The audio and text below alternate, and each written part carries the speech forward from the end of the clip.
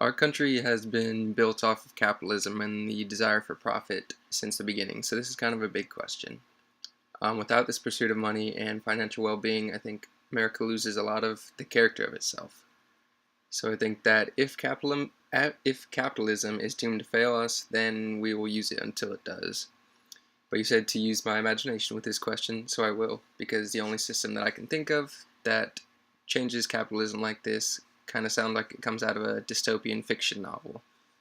But I think the way to change America's thinking from profit would be to offer something exclusive for good performance, something that you can't buy.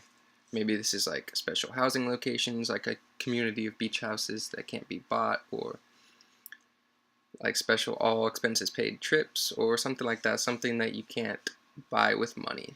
So maybe some company owns these and they give them away for good performance.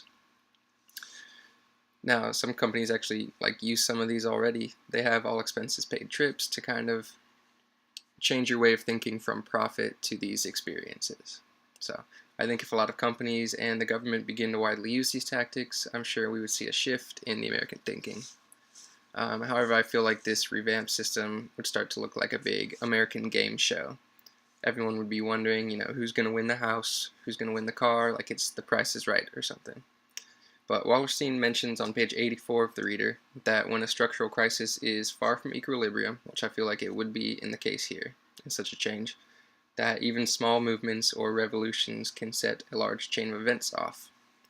So, while I think that such large-scale change like this in America is extremely unlikely and impossible, basically, I think if it were to happen, a movement would be created to halt the changes and restore the drive for profit almost immediately.